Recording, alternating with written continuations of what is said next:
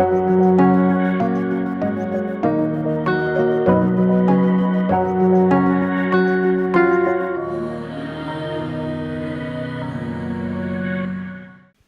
പേര് Alice poly, Thrissur ജില്ലയിൽ മണ്ണമ്പട്ട ഇടവകയിൽ നിന്നും വരുന്നു.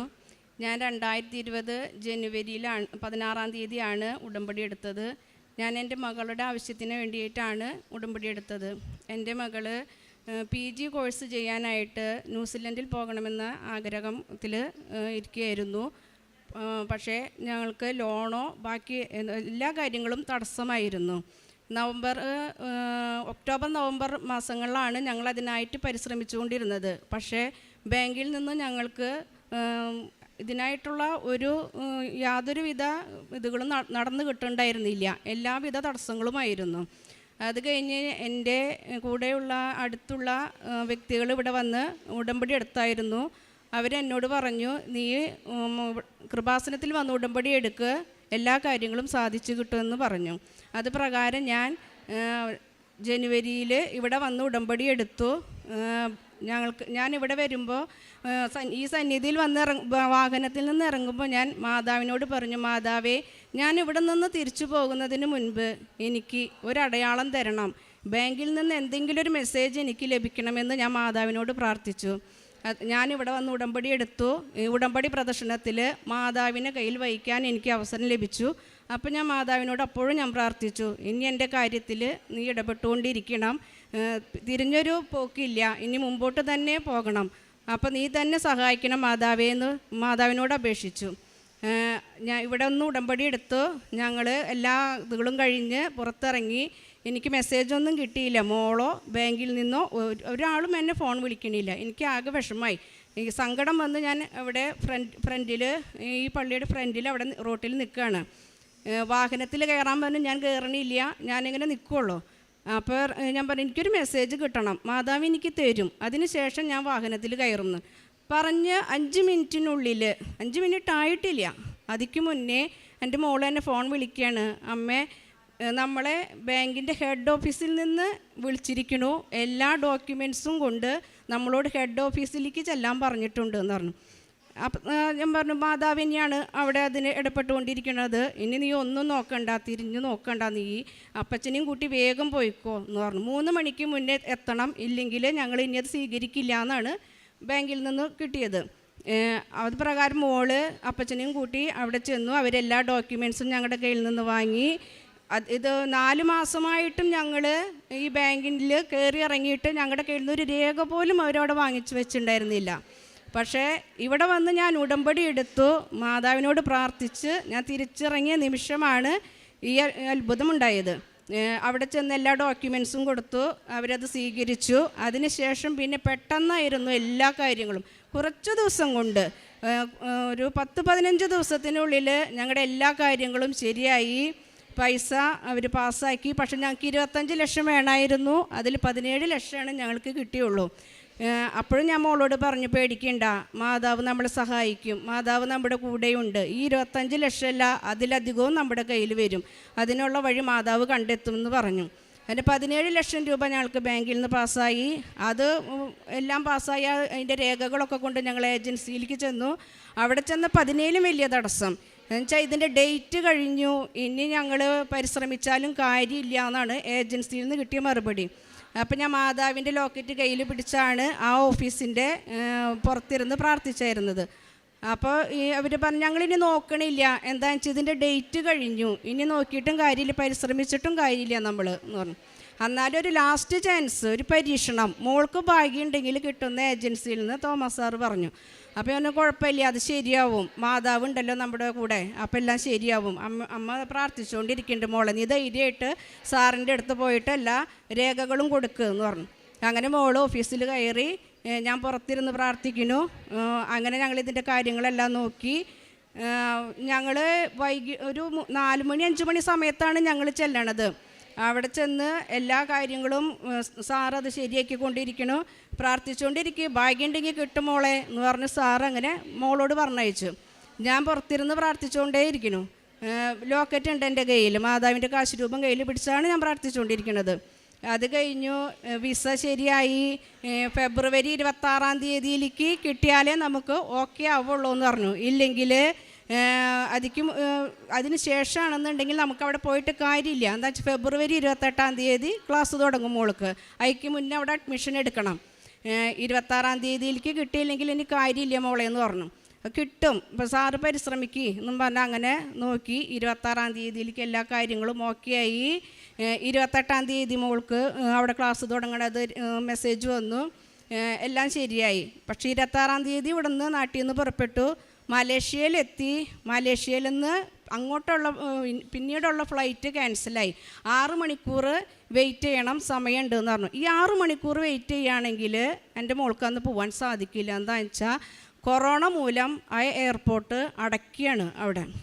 അതിക്ക് മുന്നേ മോള് മെസ്സേജ് തന്നു എനിക്ക്, അമ്മേ 6 മണിക്കൂർ ലേറ്റാണെന്നാണ് പറയണത് ഫ്ലൈറ്റ്.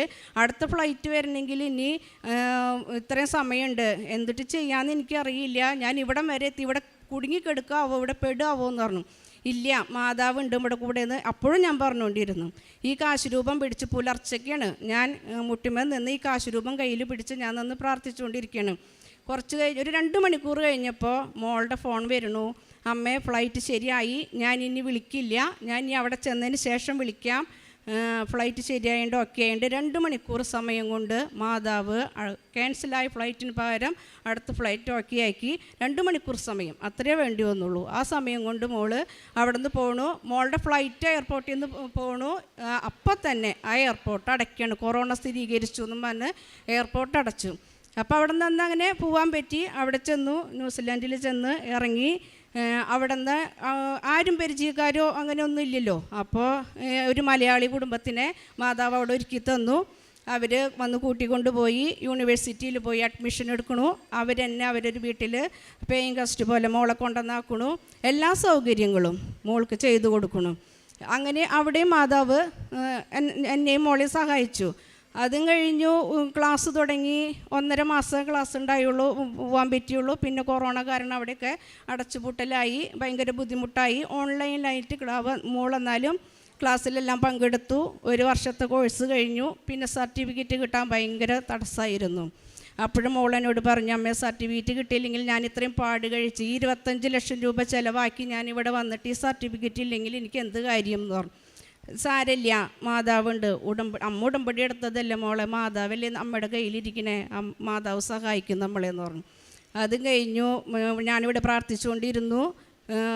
അധികം വൈകാതെ, താമസമൊന്നും തടസ്സങ്ങളൊന്നും ഇല്ലാണ്ട് സർട്ടിഫിക്കറ്റ് പെട്ടെന്ന് തന്നെ മാതാവിൻ്റെ പ്രകാരം സർട്ടിഫിക്കറ്റ് കയ്യിൽ ലഭിച്ചു. അത് കഴിഞ്ഞ് പിന്നെ 1.5 വർഷമായിട്ട് ജോലിയൊന്നും ഇല്ലാതെ ഭയങ്കര ബുദ്ധിമുട്ടിലായിരുന്നു. 1.5 വർഷമായിട്ടും ജോലിയൊന്നും ലഭിക്കുന്നുണ്ടായിരുന്നില്ല. അതും കഴിഞ്ഞ് ഞാനിവിടെ പ്രാർത്ഥിച്ചുകൊണ്ടിരുന്നു. കൊറോണയുടെ ഇതൊക്കെ കഴിഞ്ഞ് ഇവിടെ തുറന്നു തുടങ്ങിയപ്പോൾ ഞാനിവിടെ വന്ന് പ്രാർത്ഥിച്ചു. മാതാവിനോട് മാധ്യസ്ഥം യാചിച്ച് ഞാൻ പ്രാർത്ഥിച്ചുകൊണ്ടിരുന്നു. 1.5 വർഷം ജോലിയൊന്നും ഇല്ലാണ്ട് ബുദ്ധിമുട്ടി. അതും കഴിഞ്ഞ് ഇവിടെ വന്ന് പ്രാർത്ഥിച്ച് കാശുരൂപം കയ്യിൽ വെച്ച് തന്നെയാണ് ഞാൻ എല്ലാ പ്രാർത്ഥനകളും നടത്തിക്കൊണ്ടിരുന്നത്.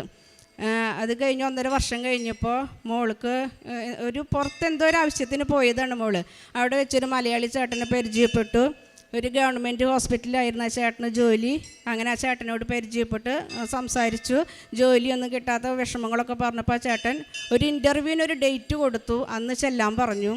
അവിടെ ചെന്നു, ഇൻ്റർവ്യൂ പാസ്സായി. ഇപ്പോൾ ഒരു ഗവൺമെൻറ് ഹോസ്പിറ്റലിൽ ജോലി ലഭിച്ചു. അപ്പോൾ അവിടെ മാതാവ് നമ്മൾ വളരെയധികം സഹായിച്ചു. അതും കഴിഞ്ഞ് പിന്നെ PR ലഭിക്കാനായിട്ട് ഭയങ്കര ബുദ്ധിമുട്ടായിരുന്നു. PR അപ്ലൈ ചെയ്തിട്ട് എന്നും തടസ്സങ്ങൾ തന്നെയായിരുന്നു. എന്തെങ്കിലും ഒരു പേപ്പറിലൊരു പോരായ്മ വരും. അപ്പോൾ അതിനും ഭയങ്കര തടസ്സം നേരിട്ടു. അപ്പോൾ ഞാൻ വീണ്ടും പ്രാർത്ഥിച്ചു. ഇവിടെ കഴിഞ്ഞ പ്രാവശ്യം ഞാൻ ഉടമ്പടി പുതുക്കാൻ വന്നപ്പോൾ ആദ്യത്തെ നിയോഗം PR ലഭിക്കാൻ വേണ്ടി എഴുതിയിരുന്നു. 1.5 മാസം PR അപേക്ഷിച്ചു. 1.5 മാസം കൊണ്ട് PR മാതാവ് മോൾക്ക് വാങ്ങിച്ചു കൊടുത്തു. ഇപ്പോൾ ഗവൺമെൻറ് ജോലിയും ലഭിച്ചു, പെർമനൻ്റ് ആക്കി. PR ലഭിച്ചു. വേറെ കുഴപ്പങ്ങളൊന്നും ഇപ്പം നമുക്കില്ല, സുഖമായിരിക്കണു. എല്ലാ വിധത്തിലും എല്ലാ തടസ്സങ്ങളും മാറ്റിത്തന്ന് മാതാവ് പൂർണ്ണമായിട്ട് നല്ല രീതിയിൽ മകളെ അനുഗ്രഹിച്ചു. PR ലഭിക്കാനായിട്ട് എളുപ്പമാണോ? PR ലഭിക്കാനായിട്ട് എളുപ്പമാണോ? അല്ല. PR ലഭിക്കാൻ 1-2 വർഷമായിട്ട് കൊടുത്തുകൊണ്ടിരുന്നവർക്ക് വരെ ലഭിക്കാതിരുന്ന സമയത്താണ് 1.5 മാസം കൊണ്ട് എൻ്റെ മോൾക്ക് PR ലഭിച്ചത്. അത് മാതാവിൻ്റെ പ്രത്യേക ഒരു ഇടപെടൽ തന്നെയായിരുന്നു എന്ന് ഞാൻ പ്രാർത്ഥിക്കണ സമയത്ത് ഞാൻ മാതാവിൻ്റെ ലോക്കറ്റ് വലത് കയ്യിൽ വെച്ചാണ് പ്രാർത്ഥിച്ചായിരുന്നത്. അപ്പോൾ എനിക്ക് മാതാവ് നമ്മുടെ ഹൃദയം ഇടിക്കുന്നത് പോലെ കയ്യിലിരുന്നിട്ട് മാതാവിൻ്റെ ലോക്കറ്റ് ഇരിക്കണ ഭാഗം ഇങ്ങനെ മിടിച്ചുകൊണ്ടിരിക്കുകയാണ്. അപ്പം ഞാൻ മാതാവ് ഇതെന്തത് കയ്യിൽ ഇങ്ങനെ ഇരുന്ന് അനങ്ങണേ വിചാരിച്ചിട്ട് നോക്കുമ്പോൾ എനിക്കൊന്നും തോന്നണില്ല, പക്ഷേ എനിക്ക് അനുഭവപ്പെടുകയാണ് നമ്മുടെ ഹാർട്ട് എങ്ങനെ ഇടിക്കും അതേപോലെ ഈ ലോക്കറ്റ് എൻ്റെ കയ്യിലിരുന്ന് മിടിച്ചുകൊണ്ടിരിക്കുകയാണ്. അപ്പം ഞാൻ പ്രാർത്ഥിച്ച സഞ്ചാരി മാതാവല്ലേ, അവിടെ പോയിട്ട് എല്ലാ തടസ്സങ്ങളും മാറ്റിയിട്ട് എൻ്റെ മോൾക്ക് എത്രയും വേഗം PR ഇത്രയും തടസ്സങ്ങളൊക്കെ മാറ്റി തന്ന മാതാവ് ഇതും കൂടി എനിക്ക് സാധിച്ചു തരണേന്ന് ഞാൻ പ്രാർത്ഥിച്ചുകൊണ്ടിരുന്നു. അങ്ങനെ ഒരു അനുഭവം എനിക്ക് ആ PR ലഭിക്കാൻ വേണ്ടി പ്രാർത്ഥിച്ചുകൊണ്ടിരുന്നപ്പോൾ എനിക്കുണ്ടായിട്ടുണ്ട്. മാതാവിൻ്റെ ശക്തമായ കരം അവിടെ നല്ല രീതിയിൽ പ്രവർത്തിച്ച് എൻ്റെ മോൾക്ക് PR ലഭിച്ചത്. രണ്ടാമതായിട്ട് എൻ്റെ സഹോദരിയുടെ മകൾക്ക് പനിയും ശ്വാസതടസ്സവും കഫക്കെട്ടും ഒക്കെ ആയിട്ട് ഭയങ്കര ബുദ്ധിമുട്ടായിരുന്നു. ഹോസ്പിറ്റലിൽ അഡ്മിറ്റാക്കി. ചേച്ചി എന്നെ വിളിച്ചു പറഞ്ഞു. ഞാൻ ഹോസ്പിറ്റലിലേക്ക് ഉടമ്പടി തൈലം കൊണ്ട് പോയി അവൻ്റെ നെറ്റിയിൽ നെഞ്ചത്ത് പുറത്ത് ഒക്കെ കുരിശ് വരച്ച് വിശ്വാസപ്രമാണം ചൊല്ലി കുരിശ് വരച്ചു പ്രാർത്ഥിച്ചു. ഒരാഴ്ച അഡ്മിറ്റാക്കണമെന്ന് പറഞ്ഞാൽ അത് രണ്ടാമത്തെ ദിവസം മോന് പൂർണ്ണ സൗഖ്യം ലഭിച്ച് മോനെ ഡിസ്ചാർജാക്കി. മോനെയും കൊണ്ടവർ വീട്ടിൽ വന്നു. അടുത്തതായിട്ട് എൻ്റെ രണ്ടാമത്തെ മകൾക്ക് +2 പരീക്ഷ ഭയങ്കര ബുദ്ധിമുട്ടായിരുന്നു. ഫിസിക്സിൽ ജയിക്കുമോ എന്ന് തന്നെ സംശയമായിരുന്നു ആൾക്ക്. 2ാം വർഷത്തിൽ ഞാൻ പോകുന്ന തോന്നണം അമ്മേ എനിക്ക് കിട്ടില്ല എന്നാണ് അവൾ പറഞ്ഞത്. അന്ന് ഞാൻ മോളോട് ഉടമ്പടി കാശ് രൂപം കയ്യിൽ പിടിച്ച് പരീക്ഷയ്ക്ക് പോകാൻ പറഞ്ഞു. എല്ലാ വിഷയത്തിലും നല്ല മാർക്കോടുകൂടി 18 മാർക്ക് കിട്ടുമോ എന്ന് സംശയിച്ചതിൽ 38 മാർക്ക് വാങ്ങി. ഫിസിക്സ് വിഷയത്തിൽ നല്ല മാർക്കോടുകൂടി പാസ്സായി. +2 പാസ്സായി. അതും കഴിഞ്ഞ് DPharm കോഴ്സിന് അഡ്മിഷൻ കിട്ടാൻ വേണ്ടി ഞങ്ങൾ പരിശ്രമിച്ചു. 91% ഇതുള്ള മാർക്കുള്ള കുട്ടികൾക്ക് വരെ സീറ്റ് ലഭിക്കാൻ വെയിറ്റിംഗ് ലിസ്റ്റിലായിരുന്നു അവരൊക്കെ. പക്ഷെ ഞാൻ പറഞ്ഞ മാതാവിൻ്റെ ലോക്കറ്റ് കയ്യിൽ പിടിച്ചാണ് ഞങ്ങളന്ന് ആപ്ലിക്കേഷൻ കൊടുക്കാനും എല്ലാ കാര്യങ്ങൾക്കും കോളേജിൽ പോയിരുന്നത്. ലോക്കറ്റ് കയ്യിൽ വെച്ച് ഞാൻ പ്രാർത്ഥിച്ചു, മോളും പ്രാർത്ഥിച്ചു. ഞങ്ങൾ അവിടെ ആപ്ലിക്കേഷൻ കൊടുത്തു. 34ാമത്തെ റാങ്കിൽ DPharmന് എൻ്റെ മോൾക്ക് സീറ്റ് ലഭിച്ചു. 91% ഉള്ള ഒരു വെയിറ്റിംഗ് ലിസ്റ്റിൽ നിൽക്കുമ്പോഴേക്കും ഇവൾ ഫസ്റ്റ് അലോട്ട്മെൻറ്റിൽ 34ാം റാങ്കിൽ അവൾക്ക് സീറ്റ് ലഭിച്ചു. അവളിപ്പോൾ അവിടെ പഠിച്ചുകൊണ്ടിരിക്കുന്നു. അടുത്തതായിട്ട് ഈ മകളുടെ തന്നെ ഇടത്തെ കാലിൽ അരയ്ക്ക് താഴോട്ട് കാൽപാദം വരെ ചൊറിഞ്ഞിങ്ങനെ തൊലിയൊക്കെ ചുരുണ്ട് കറുത്ത കളറായിട്ടിങ്ങനെ കൊഴിഞ്ഞു പോണ പോലെ തന്നെ തൊലി അടർന്നു പോവുക. അങ്ങനെ ഒരു അസുഖമായിരുന്നു. മാറി മാറി ഞങ്ങൾ 3-4 ഡോക്ടർമാരെ കാണിച്ചിട്ടും ഒരു കുറവുണ്ടായില്ല. അവർ തന്ന ഓയിൽമെൻറ്റുകളൊന്നും തേച്ചിട്ട് ഒരു കുറവുമില്ല. ഞാൻ കഴിഞ്ഞ പ്രാവശ്യം ഉടമ്പടി പുതുക്കാൻ വന്നപ്പോൾ മെയ് മാസത്തിൽ ഉടമ്പടി പുതുക്കാൻ വന്നപ്പോൾ ഞാൻ എൻ്റെ നിയോഗത്തിൽ അത് എഴുതിയിട്ടു. ഞാൻ വീട്ടിൽ ഉടമ്പടി എടുത്ത് അന്ന് പുതുക്കി തിരിച്ച് ചെന്നതിന് ശേഷം ഞാൻ ഉടമ്പടി തൈലം വിശ്വാസപ്രമാണം ചൊല്ലി മോളുടെ കാലിൽ അരയ്ക്ക് താഴ്പോട്ടത് ആ ഉള്ള ഭാഗത്ത് ഈ സ്കിൻ അലർജി രോഗമുള്ള ഭാഗത്ത് ഫുള്ളായിട്ട് ഞാൻ തേച്ച് കൊടുത്തു. 3ാമത്തെ ദിവസം തൊട്ട് ഈ കാലും വന്ന് നമ്മുടെ തലയിൽ താരൻ അടർന്നിങ്ങനെ കൊഴിഞ്ഞു പോണ പോലെ ഈ കാലിൽ നിന്ന് ഈ തൊലി അടർന്ന് നമ്മൾ വെറുതെ ഒന്ന് കൈ കൊണ്ട് ഇങ്ങനെ അവിടെ സ്പർശിച്ചാൽ മതി, അതിങ്ങനെ അടർന്നു പോയിക്കൊണ്ടിരിക്കുകയാണ്. ഇപ്പം അങ്ങനെ ഒരു അസുഖം എൻ്റെ മോളുടെ കാലുമ്മേ ഉണ്ടായിരുന്നു എന്ന് ചോദിച്ചാൽ നമുക്ക് അത് ഫോട്ടോ എടുത്ത് വെച്ചെങ്കിൽ അറിയായിരുന്നു അങ്ങനെ ഒരു അസുഖം എൻ്റെ മോളുടെ കാലുമുണ്ടായിരുന്നു. ഇപ്പം അങ്ങനെ ഒരു പാടേ ഇല്ല. അങ്ങനെ ഒരു അസുഖം എൻ്റെ മോളുടെ കാലുമ്മ ഉണ്ടായിരുന്നു എന്നുള്ളതിനൊരു തെളിവില്ല. പൂർണ്ണമായിട്ട് മാഞ്ഞു പോയിട്ട് എൻ്റെ മോൾക്ക് മാതാവ് സൗഖ്യം കൊടുത്തിട്ടുണ്ട്. ഇത്രയും അനുഗ്രഹങ്ങൾ നേടിത്തന്ന മാതാവിനും തിരുക്കുമാരനും 1000 നന്ദി പറഞ്ഞുകൊണ്ട് നിർത്തുന്നു.